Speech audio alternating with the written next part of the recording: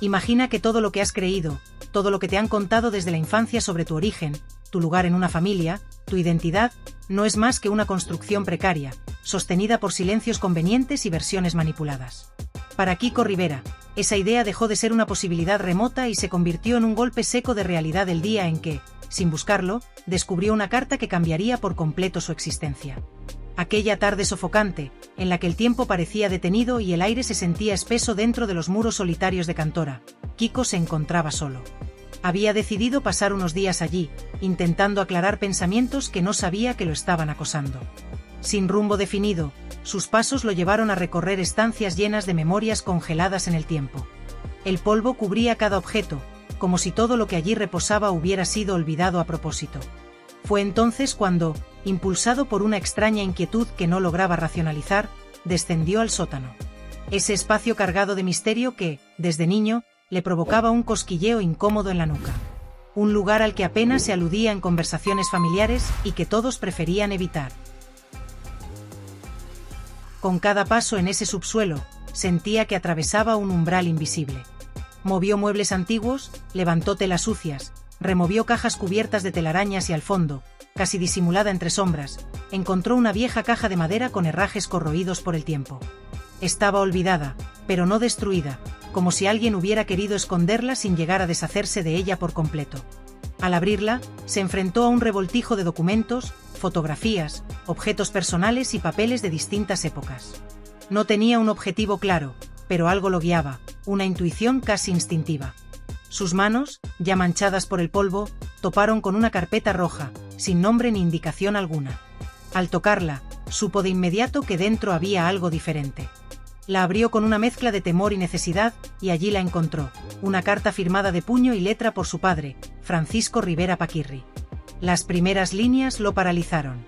La voz de su padre emergía de esas palabras con una claridad que lo desgarró por dentro. No era un texto cualquiera, ni una reflexión improvisada.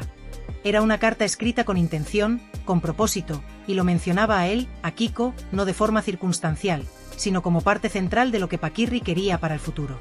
El torero hablaba de sus hijos, de sus deseos para cada uno, y delineaba cómo debía distribuirse su legado.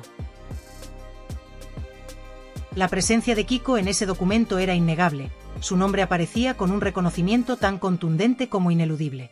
Sintió que el suelo bajo sus pies desaparecía. Se dejó caer en una silla cercana, incapaz de procesar lo que acababa de descubrir. Leyó el contenido una y otra vez, con las manos temblorosas y la garganta cerrada por la angustia. No eran solo las palabras las que lo desarmaban, sino el silencio acumulado durante décadas, el engaño deliberado que se había tejido a su alrededor. Esa carta, oculta durante casi 40 años, desmentía la versión oficial que le habían repetido hasta el cansancio, que su padre no lo había incluido en sus planes por su corta edad, que todo había quedado bien atado, que no había secretos ni asuntos pendientes. La verdad lo golpeó con una crudeza insoportable. No se trataba únicamente de una omisión. Alguien había tomado la decisión consciente de suprimirlo del relato familiar. Lo habían convertido en un hijo invisible, apartado del legado emocional y material de su padre, condenado a crecer entre medias verdades y excusas. La protección que siempre creyó que su madre ejercía sobre él comenzaba a teñirse de matices inquietantes. Tal vez no lo protegía del dolor, sino de una verdad que podría haberlo cambiado todo desde el principio. Durante años se esforzó por comprender su lugar en una familia que parecía abrazarlo con condiciones, que lo toleraba pero nunca lo integraba del todo. Ahora entendía por qué. Las miradas evasivas, las frases inconclusas, las conversaciones que se desvían apenas rozaban ciertos temas. Todo cobraba un nuevo sentido. Kiko sostuvo esa carta como si fuera un objeto sagrado. Dormía con ella al lado, despertaba para releerla, necesitaba convencerse de que no estaba atrapado en una pesadilla. Cada palabra lo enfrentaba a una versión distinta de sí mismo, a una historia que habría sido completamente diferente si ese sobre rojo hubiese sido abierto cuando aún era niño. El resentimiento, la tristeza, la confusión, todo se entremezclaba con una nueva determinación. No podía seguir callando. Aquella carta era su derecho, su herencia más allá del dinero o el apellido. Era la conexión directa con un padre que lo había querido incluir, proteger, reconocer. Decidió llamar a su hermano Francisco. Marcó su número con la certeza de que no había vuelta atrás. Cuando la voz respondió al otro lado, pronunció con firmeza una frase simple pero definitiva: tenemos que hablar. Sabía, con una certeza punzante que le atravesaba el pecho, que ese instante marcaría un antes y un después. No era una simple conversación entre hermanos. No era una llamada más en la larga lista de desencuentros familiares.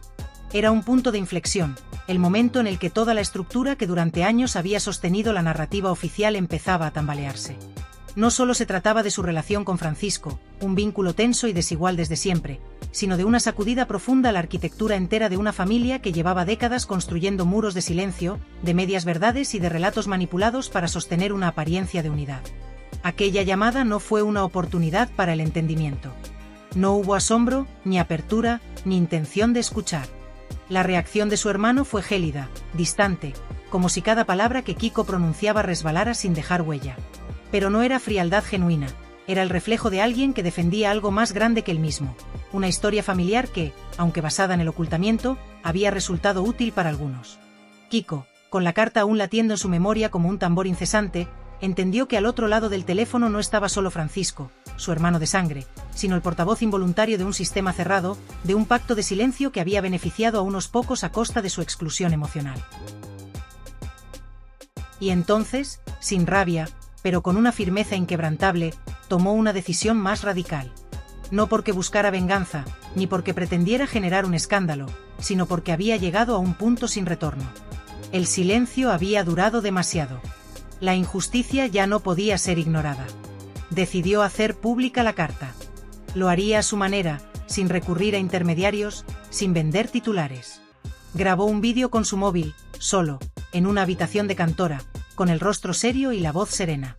En él no gritó, no acusó, no buscó el dramatismo. Simplemente leyó fragmentos de la carta. Dejó que las palabras de su padre hablaran por él. Fue un acto íntimo y profundamente valiente. Abrir su herida al mundo sin adornos, sin escudos, dejando que cada espectador sintiera por sí mismo el peso de lo revelado. Cuando pulsó el botón de publicar, sintió un vacío, como si por un instante todo el aire de la habitación hubiese sido succionado. Lo que vino después fue una tormenta. Las consecuencias no tardaron en manifestarse. En cuestión de minutos, los medios empezaron a replicar el vídeo. Los titulares se multiplicaban con velocidad de vértigo: la carta oculta de Paquirri, Kiko rompe el silencio, el testamento que nunca salió a la luz. Las redes sociales ardieron. Su nombre se convirtió en tendencia. Las opiniones se dividieron de inmediato. Algunos lo llamaron valiente, lo aplaudieron por atreverse a romper el cerco de un relato impuesto. Otros, en cambio, lo tacharon de traidor, de oportunista, de querer destruir la imagen de una familia ya de por sí fracturada. Pero Kiko no buscaba aprobación.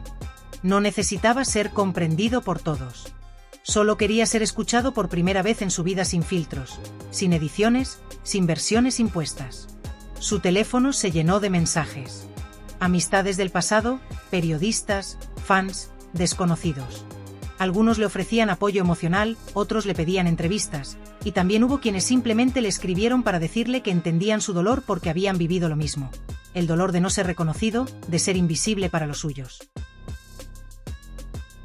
La llamada que más lo removió, sin embargo, no fue de un medio ni de un amigo. Fue de su madre, Isabel Pantoja. Atendió con un nudo en el estómago, sabiendo que ese diálogo sería cualquier cosa menos reconciliador. Ella no lloró. No le preguntó si estaba bien. No se interesó por cómo había llegado a descubrir la carta. Tampoco negó su existencia. Lo único que hizo fue reprocharle: ¿qué has hecho? Esa pregunta lo atravesó como una lanza, pero no por la sorpresa, sino por la confirmación de lo que ya intuía. Su madre no estaba dolida por la verdad revelada, sino por el escándalo, por la ruptura del pacto tácito de silencio. En ningún momento cuestionó el contenido de la carta. No se molestó en desmentirlo, porque no podía. Solo repitió una frase que a Kiko le resultó especialmente dolorosa: hay cosas que deben quedarse dentro de la familia. Como si la mentira fuese una forma aceptable de protección. Como si su derecho a conocer la verdad sobre su padre fuera menos importante que mantener intacta una imagen pública. Él escuchó en silencio, y cuando respondió, lo hizo sin levantar el tono, pero con toda la firmeza de alguien que ha perdido el miedo: he dicho la verdad. Y colgó. Sabía, con absoluta claridad, que esa sería la última vez que aceptaría ese tipo de respuestas. Ya no era el niño que esperaba explicaciones, ni el adolescente que callaba para no incomodar. Había dejado atrás la etapa en la que se conformaba con migajas de cariño condicionado, donde su afecto debía ganarse con obediencia. Esa misma noche, con la casa en completo silencio y la oscuridad cubriendo los pasillos de Cantora, volvió a recorrerlos con pasos lentos, como si cada rincón le hablara.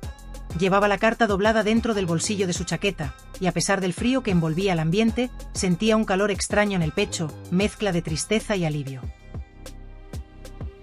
Se detuvo frente a una fotografía antigua colgada en una pared. La imagen de su padre, Francisco Rivera Paquirri, vestido de luces, mirando al frente con la mirada firme, serena, profundamente humana. Lo observó durante largos minutos. En esa foto no solo veía a un torero mítico, sino a un hombre que, a través de esa carta, le había tendido la mano desde el pasado. Sin necesidad de hablar, Kiko le respondió. Le agradeció por haber dejado aquel mensaje, aunque el mundo se hubiera empeñado en enterrarlo. Le preguntó en silencio si realmente había querido que él supiera, algún día, toda la verdad. Y en esa quietud, entre sombras y recuerdos, decidió que sí. Que esa carta no era un simple vestigio del pasado, ni un documento más entre tantos. Era una llamada pendiente, un acto de amor congelado en el tiempo. Era la voz de su padre diciendo, tú también eras parte de mí. Y por primera vez, Kiko Rivera se sintió legítimamente hijo. No solo de sangre, sino de historia. Y esa deuda, al fin, empezaba a saldarse. Aquella noche, mientras la lluvia golpeaba suavemente los cristales de su ventana, comprendió que algo dentro de él había cambiado para siempre. No era una sensación pasajera, sino una certeza profunda. Por primera vez en su vida se había desprendido de un peso que lo había acompañado como una sombra desde la infancia. Era como si un grillete invisible se hubiera roto en silencio. Pero también sabía, con la misma claridad, que ese alivio no marcaba el final de su trayecto, sino el comienzo de un conflicto aún más complejo. La tranquilidad apenas alcanzada fue interrumpida al amanecer por un nuevo sobresalto. Un sobre grueso, enviado desde Madrid y firmado por un equipo de abogados, lo aguardaba en el umbral de su casa. Aquella carta, de apariencia elegante pero fondo hostil, rebosaba de tecnicismos jurídicos, advertencias solapadas y argumentos diseñados para intimidarlo. No era solo un documento, era un artefacto de control, una advertencia camuflada, un recordatorio de que osar revelar lo que debía permanecer enterrado tendría consecuencias. Kiko, sin embargo, se negó a entrar en el juego. En vez de responder con otra carta, con otra batalla epistolar, eligió el silencio como estrategia. No porque tuviera miedo, sino porque había comprendido que el campo de batalla se había desplazado. Ya no se trataba de emociones rotas, sino de intereses protegidos por muros políticos y reputacionales. Ahora se encontraba inmerso en una contienda desigual entre su necesidad de claridad y la obsesión de otros por conservar apariencias. La mentira, que durante años le había ofrecido una falsa sensación de estabilidad, comenzaba a desmoronarse ante cada paso que él daba hacia adelante. Pero ese camino también lo alejaba de todo lo que alguna vez le fue familiar. El aislamiento comenzó a envolverlo con sutileza. Amigos del medio, productores, periodistas que solían buscarlo con entusiasmo, desaparecieron sin despedida. En redes sociales, algunos dejaron de seguirlo como si su decisión de hablar se contagiara, como si su verdad incomodara más que el silencio pactado. Era como si romper las reglas tácitas de su entorno equivaliera a una traición. La presión fue aumentando a medida que su familia empezaba a manifestarse públicamente. Algunos hablaban de él en medios sin siquiera haberle dado una llamada. Los juicios apresurados, las distorsiones interesadas y las insinuaciones sobre su salud mental se convirtieron en parte del discurso dominante. Lo querían pintar como un inestable, un resentido, alguien movido por rencores infantiles.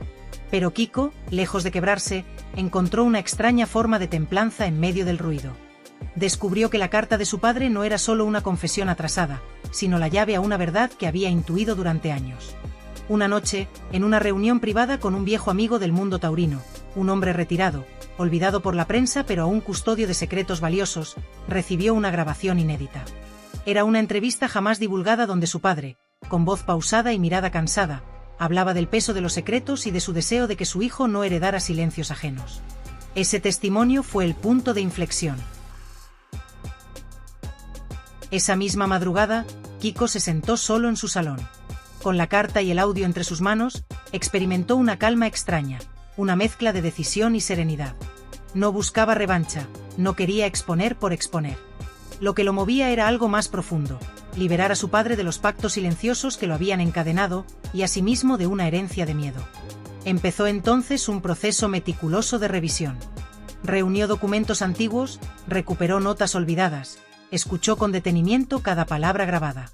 Cada pieza se convertía en parte de un rompecabezas cuyo dibujo empezaba, por fin, a tomar forma. Habló con su madre. Isabel no tenía todas las respuestas, pero confirmó que la carta no era un acto aislado, sino el resultado de décadas de silencios forzados, de lealtades malentendidas. Le advirtió que decir la verdad tendría consecuencias, que mucha gente lo abandonaría, que la soledad sería su nueva compañera. Pero él ya lo sabía, y aún así eligió continuar. Fue entonces cuando apareció María, una documentalista comprometida con dar voz a quienes habían vivido bajo estructuras familiares asfixiantes. Ella no le prometió fama, solo verdad. Juntos, comenzaron a investigar sin descanso. Las entrevistas eran discretas, siempre sin cámaras, grabadas en la penumbra de cafés desiertos o en habitaciones cerradas. Muchas veces se encontraban con negativas, con teléfonos colgados, con colaboradores que pedían anonimato o que simplemente no podían enfrentarse a su propio pasado. Aún así, cada testimonio, por más breve o fragmentado que fuera, añadía capas a su historia. No era solo la historia de un hijo. Era la historia de muchos que habían crecido entre lo no dicho, entre sonrisas fingidas y paredes llenas de secretos. La familia, viendo que su discurso ganaba fuerza, redobló esfuerzos. Nuevos comunicados legales llegaban con regularidad. Algunos medios, cómplices silenciosos, empezaron a publicar artículos en su contra. Se le acusaba de oportunista, de desleal, de estar motivado por intereses económicos. Pero ya no era el niño que buscaba aprobación. Era un hombre consciente del precio de la verdad. En vez de retroceder, avanzó con más firmeza. La culminación de su esfuerzo tomó forma en un documental que sintetizaba años de dolor, investigación y esperanza. Cada escena fue revisada por él con meticulosidad. No permitía adornos, no toleraba distorsiones. Quería que su historia se contara tal como había sido, sin dramatismos artificiales pero sin suavizar el dolor. El día del estreno llegó. Kiko, con el corazón latiendo como un tambor, se sentó en la oscuridad de la sala. La pantalla cobró vida con imágenes del pasado, fotografías de infancia, cartas olvidadas, grabaciones íntimas. Los murmullos cesaron y la sala entera quedó envuelta en una tensión casi sagrada. A medida que avanzaba la proyección, los espectadores se sumergían en una historia hecha de heridas heredadas, de pactos rotos y de silencios impuestos por el miedo al escándalo. Al terminar, la reacción fue inmediata. Las redes se desbordaron con mensajes de apoyo, de empatía, pero también de rechazo. Los medios más tradicionales se dividieron entre quienes lo aplaudían y quienes buscaban inconsistencias. La familia, predeciblemente, negó todo. Lanzaron comunicados agresivos, calificando el documental de manipulación, de ataque gratuito. Pero esta vez, nada de eso importaba. Kiko no buscaba la aprobación de nadie. Tampoco pretendía que todos lo entendieran. Lo que deseaba, y había conseguido, era hablar. Romper la cadena. Dar un paso fuera del círculo vicioso de silencio. Y en ese acto encontró algo que ni los abogados ni los medios podían arrebatarle: su identidad. Ya no era solo el hijo de. Había recuperado su nombre. Y lo había hecho sin rencor, con el dolor convertido en motor, con la herida expuesta pero ya cicatrizando. Su historia se convirtió en un faro para otros. Personas anónimas comenzaron a contactarlo. Grupos de apoyo se organizaron. Las verdades de muchos comenzaron a encontrar lugar gracias a la suya. Y aunque el camino seguía siendo difícil, Kiko ya no caminaba solo. Había descubierto, al final de todo, que la verdad, aunque abrasadora, era la única llave que podía abrir la puerta hacia la paz. No fue fácil enfrentarla. No fue rápido. Pero en esa verdad encontró algo más valioso que cualquier reconciliación superficial: la libertad de ser el mismo, sin necesidad de pedir permiso, sin miedo a romper lo que ya estaba roto desde hace tiempo. Y en ese instante, por primera vez en muchos años, pudo cerrar los ojos y respirar.